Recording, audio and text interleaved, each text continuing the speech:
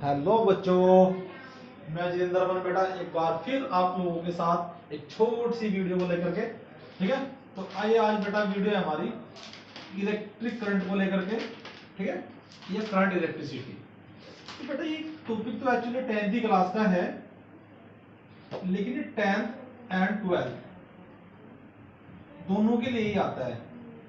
10th and 12th क्या topic है बेटा? तो सबसे पहले बात करते हैं बेटा इस टॉपिक में हम करंट की।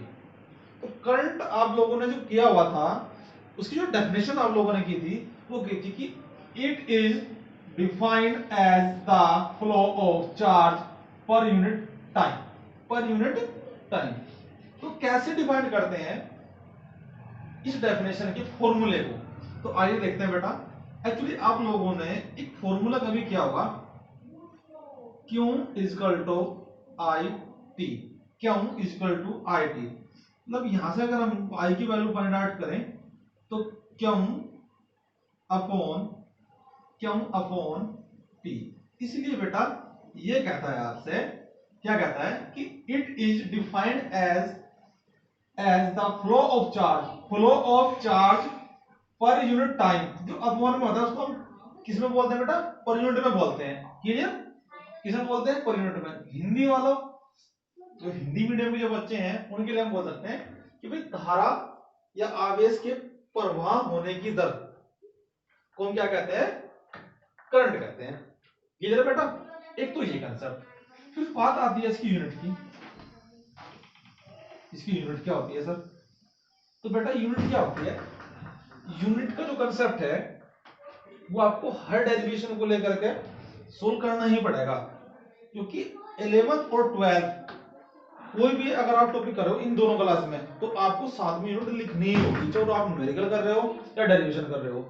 तो numerical very very sorry unit very very most important किसी भी टॉपिक के लिए और किसी भी न्यूमेरिकल के लिए। क्लियर बेटा? आइए अब देखते हैं इसकी यूनिट। इसकी यूनिट बेटा टू टाइप्स की होंगी। कैसे? एक की तो होगी हमारे पास में क्या, कूलाम, मतलब कूलाम पर सेकंड। क्या होगा बेटा? कूलाम पर सेकंड। कैसे? आइए देखते हैं। तो कूलाम तो होगा बेटा हमारे पास में क्यों का, और सेकंड होगा एस का, तो उसका मतलब कूलाम पर सेकंड। इसका मतलब हम इसको ऐसे भी नोट कर सकते हैं, कूलाम सेकंड इनवर्स। ठीक है, अगर सिंपल सी बात करें सर ये तो ठीक है, पढ़ा हुआ है, लेकिन सर एक एम्पियर भी होती है। हाँ मैंने कहा एम्पियर होती है भाई, ये इसका सिंबल होता है, एम्पियर होती है बिल्कुल। तो आई की जो यूनिट होती है वो एम्पियर भी होती है, लेकिन आई की यूनिट जो होती है वो एस आई यूनिट होती है। कौन सी? एस आई यूनिट क्या होती है बेटा? एम्पियर। ये होती है एम्पियर। किधर बेटा? तो इसकी दो यूनिट होती है। कौन कौन सी? एक तो कूलाम पर सेकंड या coulomb inverse, sorry second inverse, या एस आई यूनिट जो होती है क्या? एम्पियर। क्लियर बेटा? तो आइए और सेकंड डेफिनेशन, करंट इलेक्ट्रिसिटी क्या होती है सर? ये तो करंट की बात होगी। Current electricity the study of electric charge. किसकी स्टडी बेटा? इलेक्ट्रिक चार्ज की। किसकी? इलेक्ट्रिक चार्ज की in motion is called current electricity. जब आपका जो चार्ज है वो मोशन में होगा। कैसे होगा बेटा? मोशन में। जब हमने बेटा पहली यूनिट की थी ना इलेक्ट्रोस्टैटिक्स, उसमें हमारा जो चार्ज था वो क्या था बेटा? चार्ज था रेस्ट में। चार्ज क्या था? Charge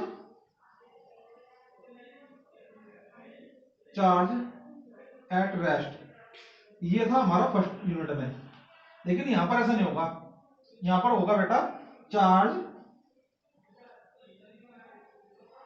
in motion. जब हमारा चार्ज क्या करता है? गति करता है। ठीक है, तो वहां पर इलेक्ट्रिसिटी प्रोड्यूस हो जाती है automatic. Current electricity the study of electric charge in motion. Electric charge in motion is called current electricity. Clear बेटा? तो ये होता है हमारा क्या? Current electricity. तो आइए अब देखते हैं बेटा इसी से रिलेटेड न्यूमेरिकल को लेकर के आपको कैसे न्यूमेरिकल दे सकता है एग्जामिनर, आइए देखते हैं। तो एक आप लोगों ने 10th क्लास में किया Q is equal to N E, एक फॉर्मूला होता है Q is equal to N E, clear बेटा। तो यहां से भी एक न्यूमेरिकल हमेशा आता है, 11th क्लास के लिए भी आता है, सॉरी 12th क्लास के लिए भी आता है और 10th क्लास के लिए भी आता है। 10th क्लास में तो वो पूछता है कि नंबर ऑफ इलेक्ट्रॉन्स बताइए 1 कूलम के लिए, find the number of electrons 1 coulomb, ठीक है। तो ये क्वेश्चन आता है, वो कहता है कि क्वेश्चन क्या आता है कि फाइंड द नंबर, चलो नंबर लिख लेते हैं पूरा,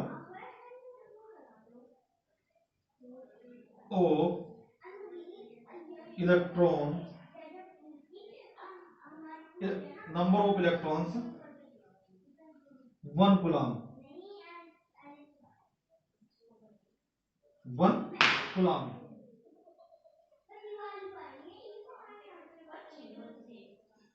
वन कूलम, क्लियर बेटा। तो 1 कूलम के लिए कह रहा है कि भाई number of electrons find out कीजिए, ठीक है।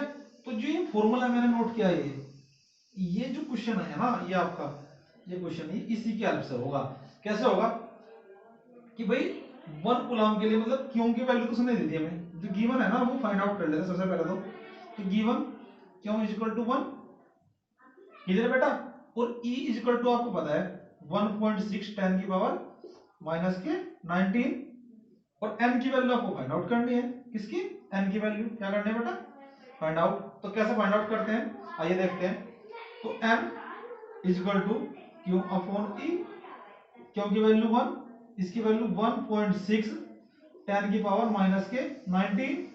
तो जब हम इसको सिंप्लीफाई करते हैं तो ये पावर, सॉरी ये पॉइंट हटा करके ऊपर लगा लेते हैं 10, तो 10 को कैंसिल आउट करते हैं 2 से और इसको भी 2 से, तो ये आएगा हमारे पास में 5/8, और ये जो पावर है नीचे नीचे की ओर, ये ऊपर जाकर के किसकी हो जाएंगी बेटा, प्लस की,